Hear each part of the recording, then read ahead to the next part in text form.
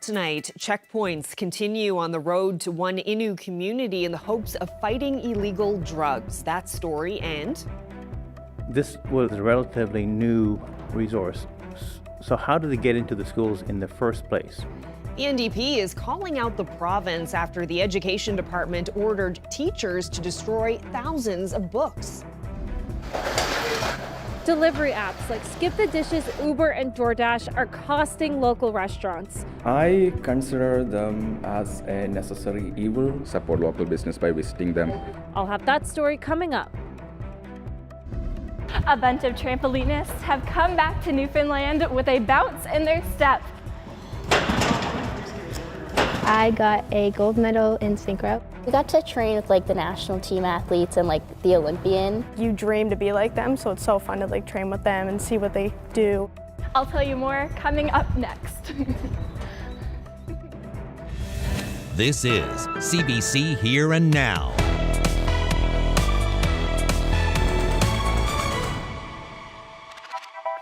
Good evening and welcome to Here and Now. We begin tonight in Shehajit, where people continue to push back against drugs in their town. Earlier this week, the Innu community held meetings in an effort to find strategies on how to deal with the rise in substance abuse. The CBC's Reagan Burden reports. For the third day in a row, community safety officers in Shehajit are stopping cars coming into the community in an effort to prevent illegal drugs and banned people from entering. They're taking the names of people and license plate numbers as they enter the reserve. Meetings have been held for the last few days to try to clamp down on what residents are calling a big drug problem. The shifts have been long, but the work is important, and CSO Leah Rich is happy to be doing it. It is kind of hard because my boy is only 3 years old. I only see him half an hour or an hour when I go home, and then I sleep. I had to get ready for work again. I only see him an hour, then I leave.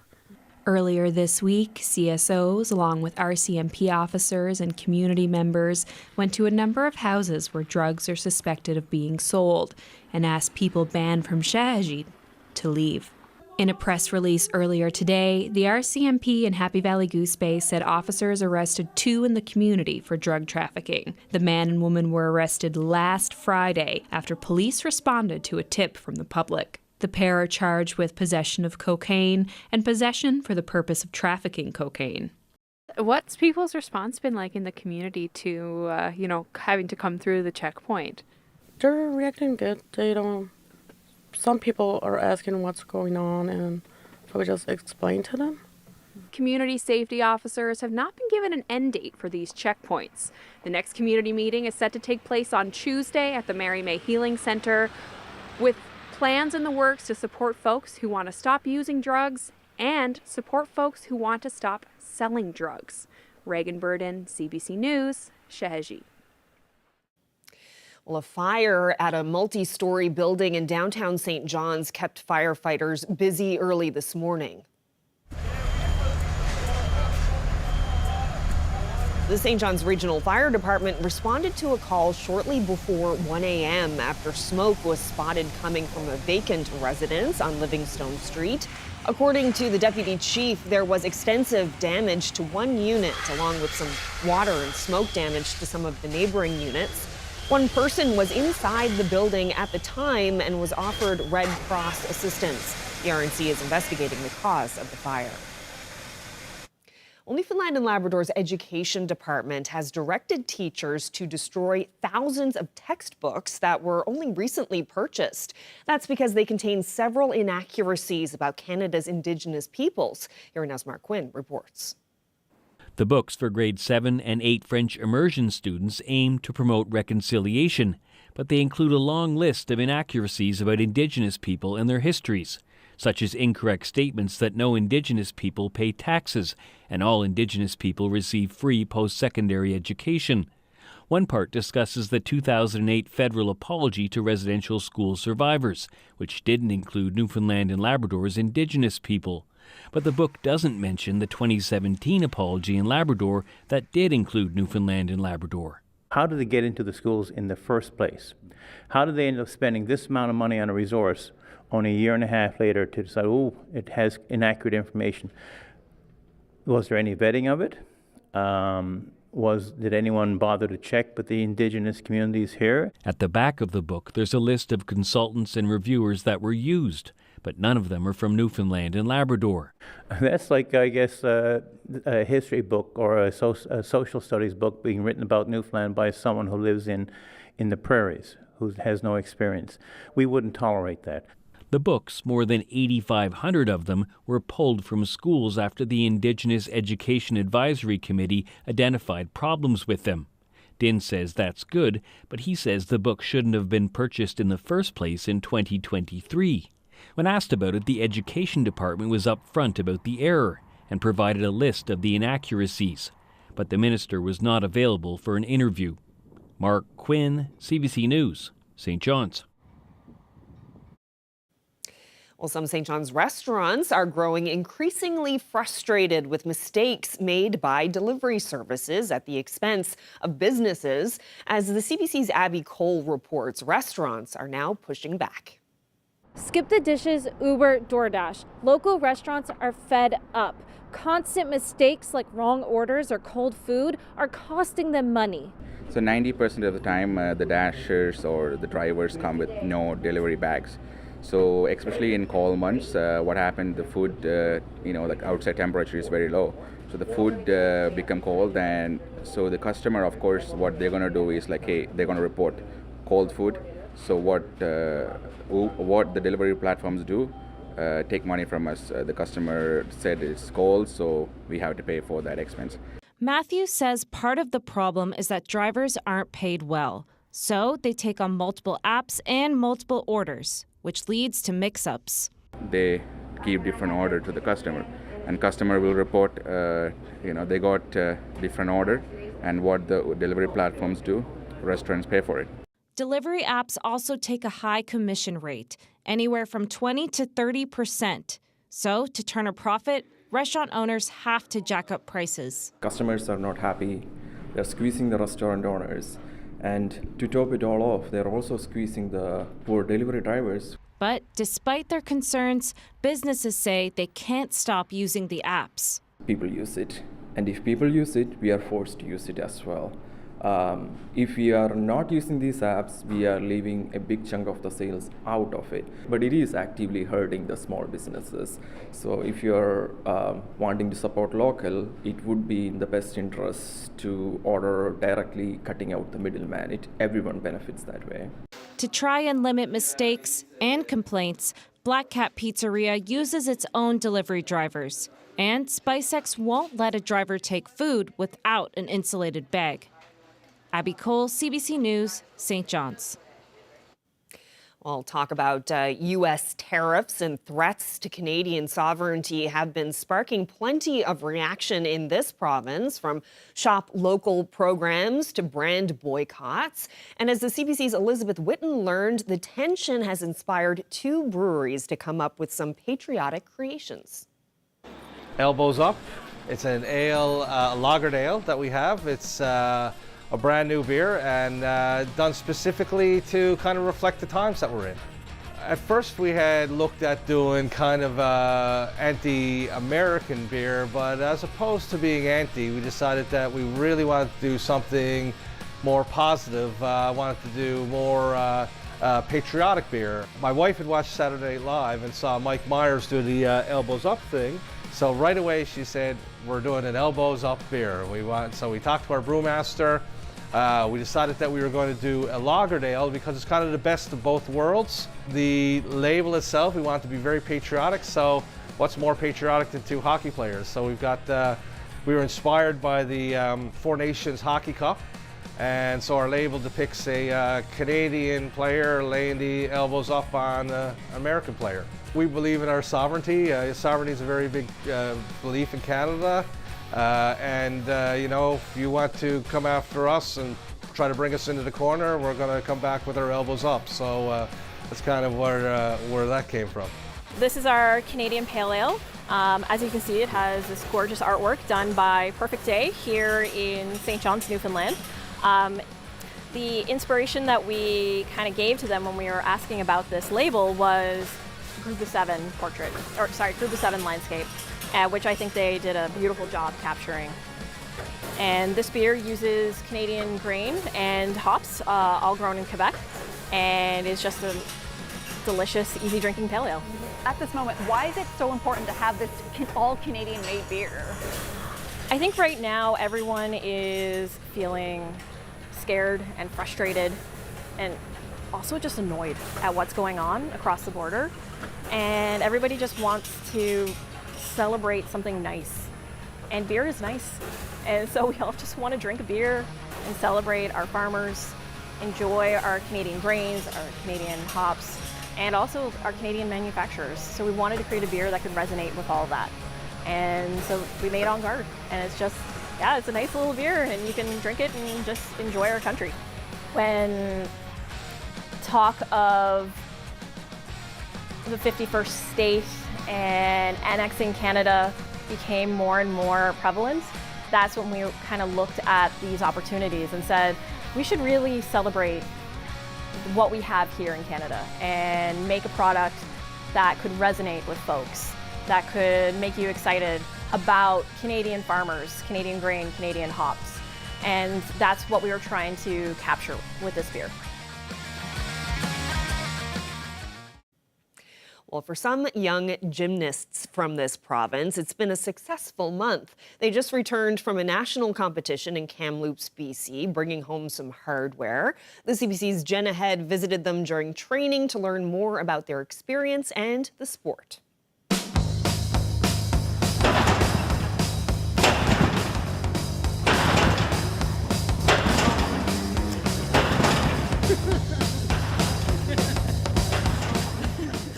We're here because you guys just won a bunch of awards in BC. Tell me about that, because it's trampolining. I know I haven't done trampolining before, and I'm assuming there's lots of people like me. So tell me about your experience in BC and how long you've been doing all this. So I started, I think, before COVID sometime, but I only started kind of getting serious with it in like 2022, 2023 season. I got a gold medal in synchro with Gwen McKay, and a 5th place finish in individual. We got to train with like the national team athletes and like the Olympian, and like my category was up with the Olympian, so it was really cool to watch them train and see what they do.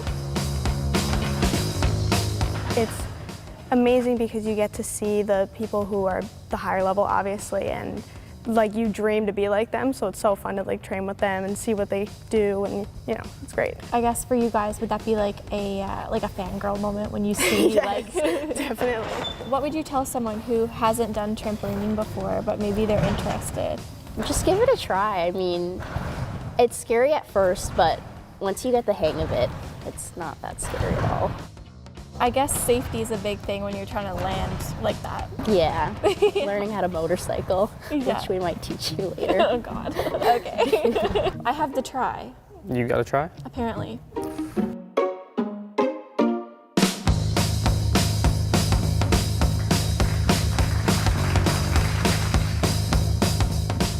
So this is the next chapter of our gymnastics journey. Clearly, I have a leotard on, so I'm gonna be an Olympian. Try the motorcycle, just like. Okay. I feel like I'm flailing. That's okay. There you go. That was really good. Thank you. That was really good. A tuck jump, maybe?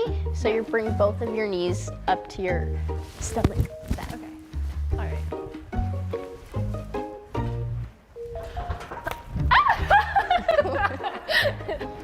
Well, I certainly am not going to BC or nationals or the Olympics anytime soon, but wow, I guess if you're into it, this is definitely a fun sport for you. Not for me though.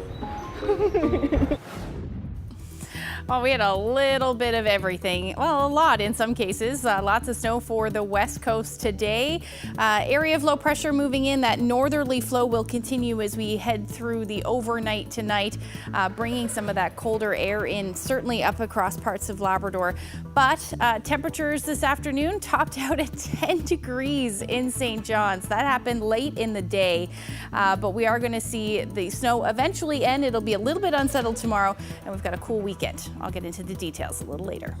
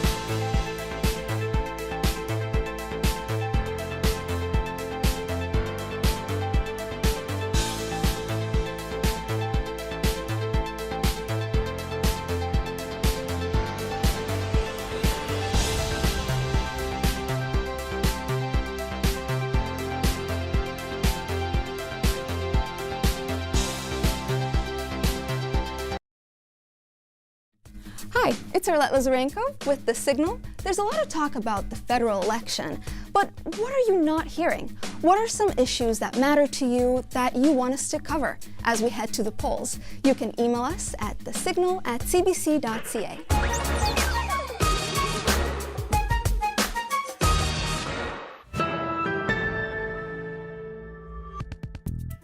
2 years ago, TechNL set out to strengthen the provincial tech sector and its workforce with its Find Your Future in Tech program. With over $32 million in federal funding, the program aimed to promote careers in technology. And today, the association invited industry players to come together to celebrate the program's completion. So this program helped build a talent pool for the tech sector. So many companies, a few years ago, we had a big gap of talents, and this program really helped feed that gap in terms of having the right workforce to grow and continue their growth. The tech sector is $1.8 billion of contribution to the economy of Newfoundland and Labrador. So it's very important that we invest in the talents, future but also current talents, to grow and accelerate the sector. This training was to help get people into the tech industry. One of that is for sales. It's a part of Atlantic Canada really needs to grow in that department. In the past, we thought that sales was a social thing, and now sales is more scientific, it's more process-oriented, and that's what we did here. This is a sector that's exciting. It has a lot of energy, in particular for youth. So, we often talk about the young man or young woman who's in the basement playing video games, and it's almost seen as a negative. Well, the reality to that is those kids have so much skill that they can offer. They love being in front of a screen. They love to code. They love to do interesting, creative things, and this sector brings that to them. So I go the other way with that. It's actually one of the most exciting sectors to be involved in. Also, we need more than coders. We need people who are in sales. We need people who tell stories. We need people who have different skill sets. So it's not just about coding and the technical side. Come on in. It is exciting. Well, prom season is around the corner, but for some families, it's hard to justify spending hundreds of dollars on dresses and suits for just a few hours. So that's what the pop-up prom shop at Gonzaga High School in St. John's is hoping to fix by helping every student feel their best on their big day. We called it the pop-up prom shop, I guess, and started having community pop-up events. Probably officially about 3 years ago, unofficially just after COVID because there was such a need. Kind of a situation starts out as being heartbreaking when you see graduates come in and they're so defeated, stressed over how they're going to come up with their dress or their suit. And in the end, to see smiles on their faces, it's very heartwarming. I just think it's a really wonderful program that can help students, like graduating students, find prom dresses and suits and even jewelry and shoes for absolutely nothing. And I think that's really awesome because things can be so expensive, and especially if you're worrying about college and university. There's so many kind, generous people. Our first year, we reached out to anyone we knew, and the dresses were coming and coming and coming. I had about 100 dresses in my house. We're open to everybody, all high school students across the province. Inventory, as you can imagine, waxes and wanes, but every year we always have a ton of dresses. Like what you see here today is, a portion of what we had for this year's event. And the great thing about the community pop-ups is sometimes you have people, like even just today, we had people drop off items, but they didn't take any items. So just, cleaning house, getting things out and, using it for good, if you will, so that somebody else could have an opportunity to use it. In a sense, we try to normalize it so that we can have all students using from here versus going out and spending a lot of extra money on something that they might only use for a couple of hours. Honestly, I would totally come here myself because there's such a wide variety. There's short dresses, there's long dresses, there's a million different colors. And like I said, it's completely free. So I think I would totally come here and find my dress here next year when I graduate. I think the parents are so appreciative too as well, but also a chance and an opportunity for all the students to feel, like $1 million, to use the cliche, to be able to look really good and feel really good when they go to their prom.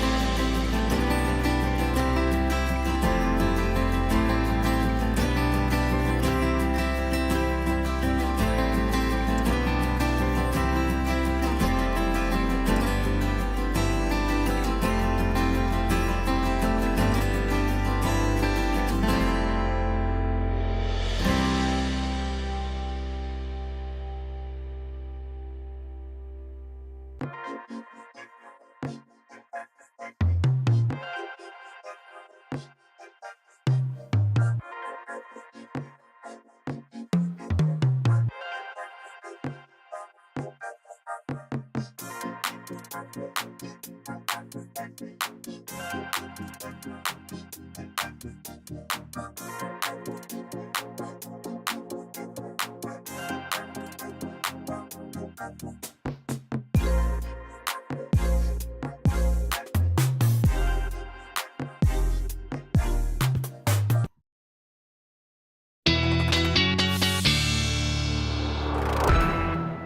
for a look at the weather. And Ashley, snow lovers on the West Coast will certainly be happy today, right? Absolutely. Nice layer of snow out there. In fact, in some cases, quite a bit of snow out there. Take a look at this photo sent to me by Deb on the West Coast. Snow definitely in place. We've got I'm seeing reports of anywhere from 5 centimeters through central to over 20 centimeters in some cases for the West Coast. So certainly lots of snow out there. We are going to see that snow continue for most of the night tonight. But take a look at the temperatures today in the east. St. John's sat around 0 or about +1 for most of the day today, and then temperatures shot up once we saw that area of low pressure move in, or at least the center of the area of low pressure. 10 degrees with those winds switching from southeasterlies, that's another indication there, to more southwesterlies this afternoon. So just taking a live look out there now, lots of sunshine. The winds are around 26 kilometers per hour out of the southwest, gusting around 37. And we're going to continue to see those winds ramp up as we head through the night tonight. Much colder temperatures, though, through central, west coast, northern peninsula, all hovering near or a little bit even below 0, which is why you're seeing that snow. We're seeing that more northerly flow with that area of low pressure spinning counterclockwise. So we're seeing that, and we will continue to see that as we head through tonight. Environment Canada still has a snowfall warning in place for the Green Bay, White Bay area. And again, you're looking at another couple of centimeters by the time this is all said and done. We can see that spinning there for the west with the clearing skies in the east. But overall, expect that to eventually taper off as we head through midnight, maybe even into early tomorrow morning. Now, along the northeast coast, you'll likely still see some snow with this, but it should taper to flurries. Most of the heaviest snow will end over the next couple of hours and then eventually end altogether by the time we get into tomorrow morning. Still looking at the potential, though, for some flurries on the west coast. That will certainly be the story. And we should see some sunshine in the east, at least to start the day tomorrow. Temperatures are going to sit in the minus single digits right across the board. A little cooler for the northern peninsula. You'll hover around -8. And then overall up across Labrador, temperatures are generally into the minus teens overnight tonight with light winds, with the exception again in the east. Those winds will be gusting somewhere between 30 to as much as 50 or even 60 kilometers per hour through the overnight tonight. Into tomorrow. Generally unsettled for most of us. Cloudy skies to start as well. We're getting back into that northerly flow across the board, so temperatures will be cooler. Still looking at the chance of some flurries for those of you on the west coast, potentially even through central. But we should see the skies generally clearing as we head into the afternoon. And then we've got some snow that will move in across Labrador. That will start in the afternoon and then eventually head towards at least a slight chance of some flurries early in the day for the Upper Lake Melville area. Otherwise, fairly lovely towards the coast. And then we will see that flurry activity head further east. Areas through central, eastern Newfoundland as well. Don't be surprised to see some flurries through the day. And other than that, once we get into the overnight and early on Saturday morning, we may see some flurries again for the southwest. Now, overall, as far as snow goes through tomorrow morning, still looking at another couple of centimeters, like I said, 2 to maybe 5 centimeters of snow. But overall, the intensity should taper off. And then as we head into tomorrow, we'll see that snow head towards Lab West. And again, you could pick up about 5 to 10 centimeters in the heaviest snowfall. Now, as far as temperatures go for tomorrow, again, a little bit on the cool side, only about 1, 2, or 3 degrees for the east, with those winds eventually easing. Relatively light winds pretty much across the board tomorrow. A little milder, though, as you head a little further west. Between 2 and 5 degrees will be your daytime highs. Northern peninsula still below 0. And then that will be the story for southeastern Labrador as well. overall between -3 and -2, with those flurries through the upper Lake Melville area and light snow in the west. Now, your winds tomorrow will be a little breezy. You're looking at those winds gusting as high as about 30, maybe even 50 kilometers per hour. And then Nain, -10. Lovely sunshine. That will be the story for you as well. The weekend, it looks fairly chilly, but we'll talk about that when I come back a little later. Thank you, Ashley. Well, there is a new state-of-the-art concert and event venue in St. John's, and it's already making a big impression on the eyes and ears of music fans. The Jag Sound House opened just a couple of weeks ago, and the CBC's Heather Barrett got a tour of the venue.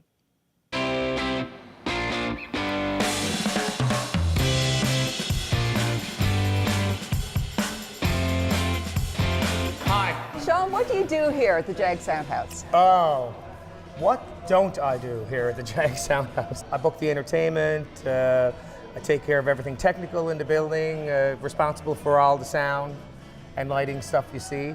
Not responsible for the design. That was Blair White, and he did an amazing job. I guess we'll go up the staircase to the, well, this is the first floor right here, and we got a great bar here called Zimmy's. It sounds very good in here, the decor is very cool. And the sound of the entertainment will be amazing. What is the Jag Sound House? The Jag Sound House is a multi-purpose facility that can have entertainment and conferences and weddings and bar mitzvahs attached to a hotel. It's like we're on the Titanic. No kidding. What a big, beautiful staircase. It kind of reminds you a bit of a cruise boat. Sometimes you feel like you're on a cruise boat here because you're in a totally different place. Like, it's nothing like it in St. John's. We're setting up here for a conference. Board of Trade is going to be here tomorrow. So they're in setting up there now. Okay. And this is the lobby, the main lobby for the main room. Everything in here is done for sound. So this room is totally 100% dead. You let all the PA and everything do the work. There's carpet on the floor, there's curtains here around, so it's soft surfaces, very absorbent. All the ceiling is sprayed with an acoustic material. All the wood is all acoustic. All the wallpapers are acoustic, and we actually ran it through an acoustic designer who's done some stuff for Disney, and he gave us the you know, the points and the things that we needed to do to make it all work and all happen, and it's perfect. So we're in AV mode here now. So I mean, the stage is smaller, all the production stays the same, but when we have a concert, we put the bigger stage in. And it goes a little bit higher, and then we can have seats on the floor, or we can have the floor with no seats. So what kind of acts are you hoping to attract to this venue?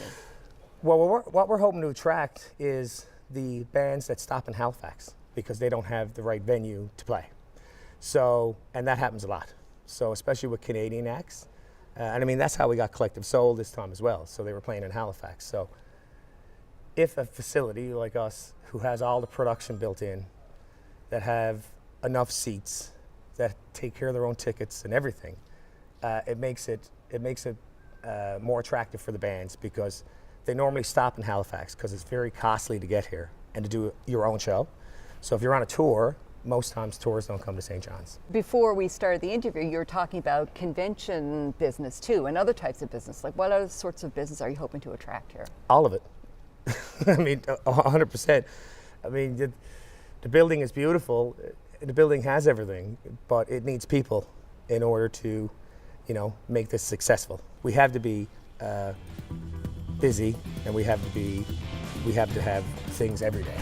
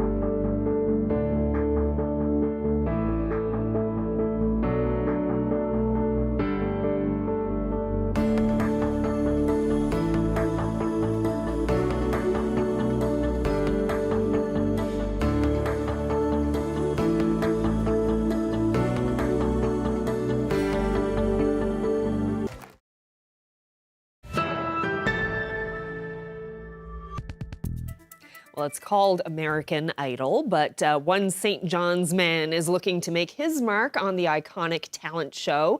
Musician Will Carter will be in front of the judges on Sunday night's episode. Carter joined CBC Radio's Chrissy Holmes in studio to talk about his experience. I remember them sunny days. Guitar case in the back and the tires melting away. Will, what is it like to be you right now?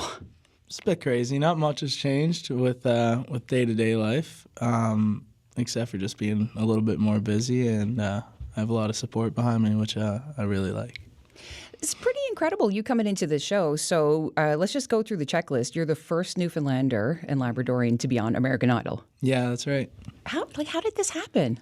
I was just sitting at home one day, and I got an email and an Instagram DM from one of the producers named Melissa Elfar, and I thought it was a scam at first, and so I just proceeded with caution, but it ended up being true, and I had a few Zoom calls and ended up getting an invite up.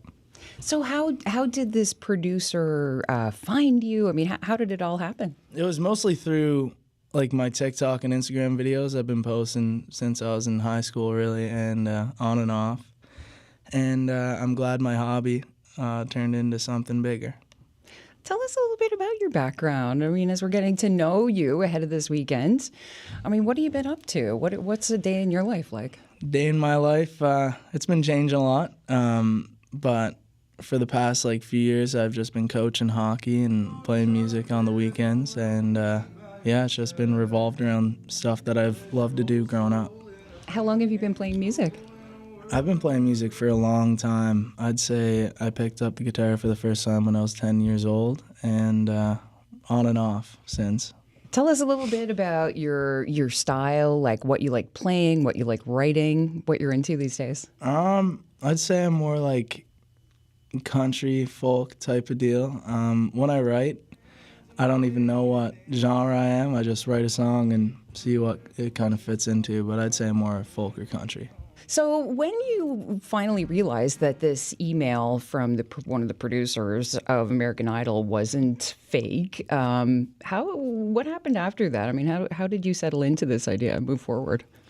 I think I called about everybody I knew, and I just prepared, went over songs. I actually went on Zoom call 2 years ago, and I didn't get put through to go on to the show, right? And then this year they wanted me back, and I really focused in on what songs I was going to sing, and yeah. How did that first run on Zoom shape the year that came next? It made me want to go out and pursue music. Some people just shy away and be like, okay, I got to know, and just give it up. But I decided to push further and started getting gigs downtown and playing around as much as possible. And then I got the call back this summer, which was awesome. Okay, how did you react? I was a bit shocked. I wasn't sure I was going to get that email. So again, called everybody I knew. These shows are often taped in advance. Just set the scene for us as much as you can, knowing that you probably have signed a confidentiality agreement.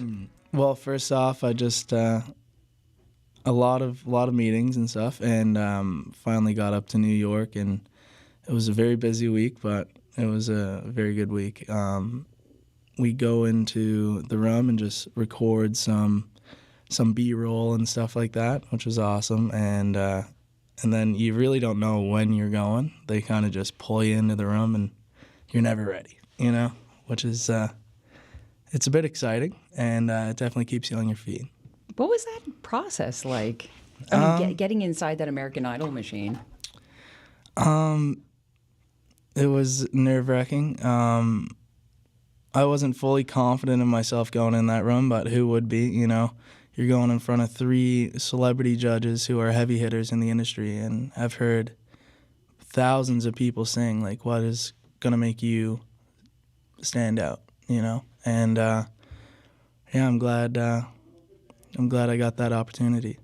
Two of the three judges, just to acknowledge, I mean, Luke Bryan, Carrie Underwood are both country musicians. How did that fare for you coming in to perform for them?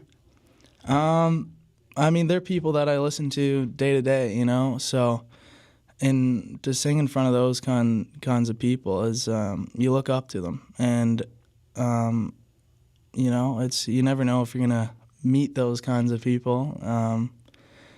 But to sing in front of them is just a different story, and to get judged by them is a completely different story. So I'm very lucky to get that opportunity, and yeah, it just changed my whole perspective. What are you going to be doing when the show is airing on Sunday? We're going to have a little watch party down at the Rock House. It's actually open to the public, and I'm going to perform beforehand, and then we're just going to watch the show, and then I'll put on a little show afterwards. Will this be a regular thing? Will we be doing more than one watch party, Will? Maybe, maybe not. We'll find out on the 30th.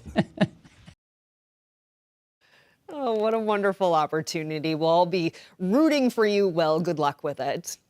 Well, to politics now. As the federal election campaign ramps up, the CBC fact-checking team is hunkering down, digging through candidate and party claims that may or may not be true.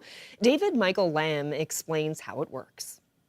The federal election has kicked off, and many of you have asked how CBC News will be fact-checking claims made on the trail. From missing context to full-blown conspiracies, we have a game plan. The fact-check team is responsible for researching, writing, and reporting on claims made by political parties and their leaders on election issues. This could include policy statements, campaign matters, or issues about the leaders themselves. Generally, this is what our day looks like. Every morning, the senior producer, me, decides on the fact-check priorities in collaboration with the election assignment desk. Then I assign the fact-check team with what stories they're going to work on, as well as what treatments they might do and which platforms they'll go on. The team will build a database of facts that reporters and producers can then refer to. It's meant to be comprehensive and easily searchable for journalists who are working on stories. A few times a week, our team will update the wider CBC News team on the latest fact checks added to the database. If there's a top priority fact check of the day, we'll get that out right away. Reporters can also request fact checks for stories they're working on just by asking us. Our team will also be working with the Visual Investigations Unit. They're an important part of CBC News' fact-checking efforts for the election. They focus on claims made in social media or in online groups about political leaders and issues. And their expertise is in digital video forensics. They try to find out who's behind digital misinformation. We'll also be tracking their work so it can be shared easily with other CBC News teams. Well, on March 8th, 2014, a passenger jet flying from Malaysia to China disappears from the radar. The plane, its crew, and its passengers haven't been seen since, but now a new search with new technology is about to begin. The CBC's Johanna Wagstaff reports. It's been 11 years since the disappearance of flight MH370, but one company is so sure they can find the wreckage, they put $70 million on the line. Let me jog your memory. Malaysia Flight 370 vanished in 2014, 239 people on board. But after years of searching, the official investigation was called off in 2018. Now, a seabed exploration company called Ocean Infinity believes they can finally locate the missing plane. Now, they were involved in the initial search, but have since upgraded their tools. Okay, before we get into the specs, why trust Ocean Infinity? Well, in recent years, this company has found multiple lost submarines, including a U.S. Navy ship that had been underwater for 78 years. So what kind of technology are we talking about here? Instead of using just one submersible, they'll deploy a fleet of autonomous underwater vehicles that are all capable of diving down to 6,000 meters and scanning for 100 hours at a time. Each one is equipped with advanced sonar equipment, using acoustic pulses to look for echoes on the sea floor. If a possible target is found, high-resolution cameras and lights take over, capturing detailed images. The data is then sent back to a 78-meter support vessel where the images are stitched together and analyzed. Check out the level of detail on one of the previous subs they found. One of the biggest game changers since their last MH370 search, advancements in robotics and analysis. So we had sonar before, but now with each vehicle covering its own patch of seafloor, they can cover a lot more ground, a lot faster, and with greater detail. It'll take about 18 months to search an area about double the size of the Greater Toronto Area in the southern Indian Ocean. That's the location investigators believe MH370 went down. Over the years, some suspected pieces of debris have washed up on the shores along the Indian Ocean. If Ocean Infinity succeeds, it won't just be a breakthrough in aviation history. It could provide some closure to the families of the passengers who have waited 11 years for answers.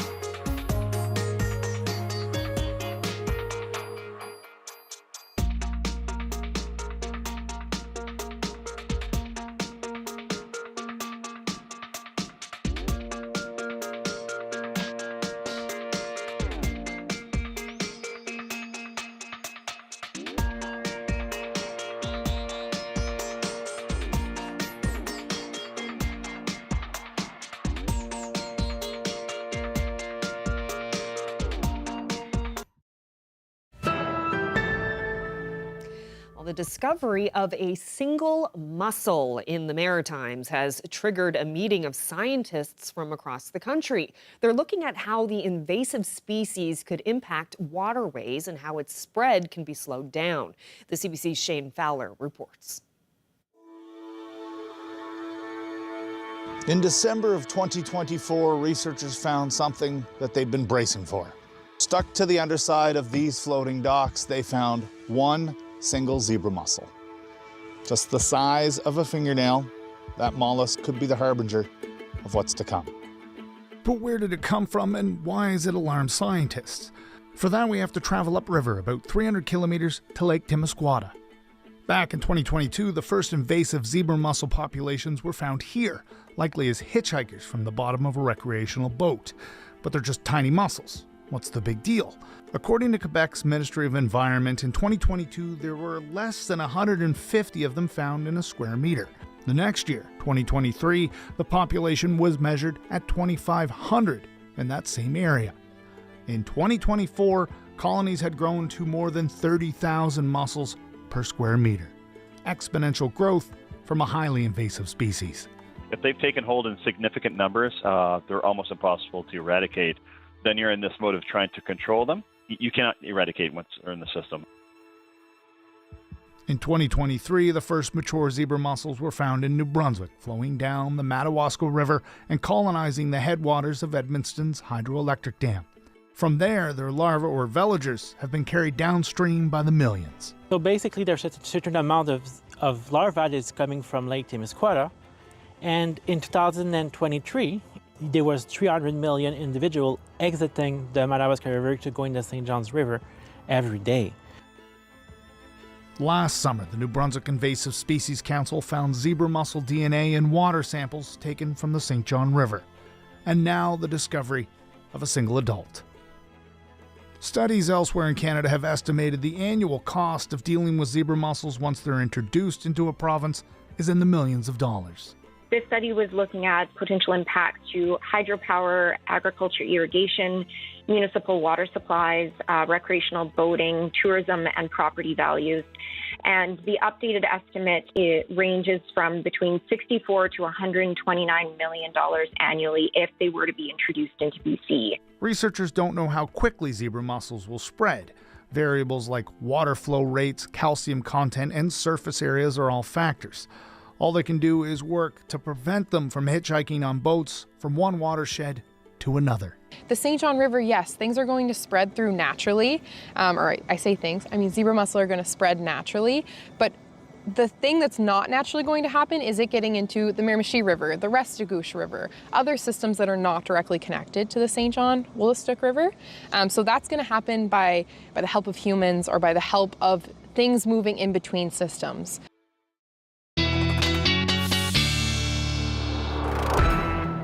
That was fascinating. That was fascinating. Such a tiny, tiny creature causing such massive problems. Wow. Yeah. Okay, so let's talk about the weather. Amazing how the temperature bumped up so quickly today. But you're going to look at the long-range forecast now. How are things looking ahead to the weekend? Yeah, so spring in the east, very much winter in the west, and we'll start to see that winter spread across the province tonight and into tomorrow.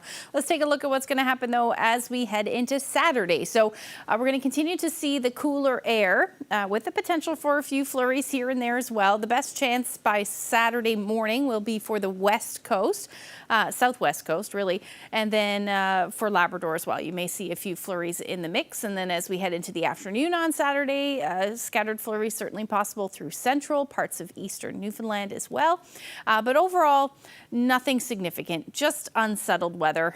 You may see a few peaks of sun in the mix there as well, especially for coastal areas of Labrador and the northern peninsula.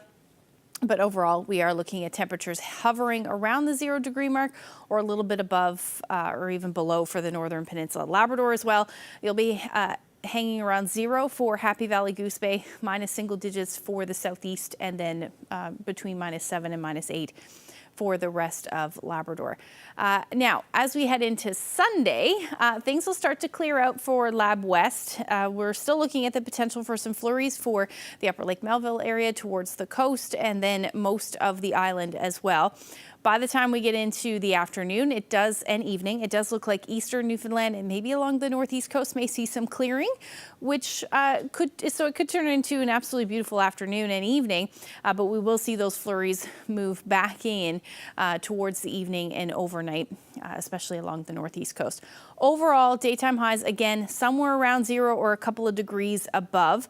Northern Peninsula will be in the minus single digits, same thing for southeastern Labrador, and then between -7 and -12 for the rest of Labrador. Temperatures are going to warm up. By the time we get into Tuesday, we'll be back into the double digits. A little bit of a messy start on Monday. But this should fall as rain by the time we get into Tuesday with a temperature around 11 degrees. We'll see a similar transition for central Newfoundland, so snow on Monday, rain by Tuesday. Same thing for the west with a temperature around 8 degrees. And then for Labrador, you're looking at your temperatures climbing up above 0 in the east as well. Should hover around 3, but dropping significantly in the evening. And then Lab West, you'll stay below 0 with some snow in the forecast to start the week. Our weather photo today taken in Dildo. Look at this. There's a dolphin rolling around there. Marilyn showed us this photo. Great shot in the harbor. If you have any weather photos, send them to nlphotos@cbc.ca. Is that a dolphin jumping out of the water? It sure is. Pretty cool, hey? I'm straining my eyes to see. Wow, that's a great shot. Yeah. That's Oh my goodness. Pretty cool. I had to look to make sure it wasn't a porpoise, but it is definitely a dolphin. Yeah, great timing on that picture. Fantastic. Thank you so much. That's it for us. Thank you so much for spending part of your evening with us. Good night.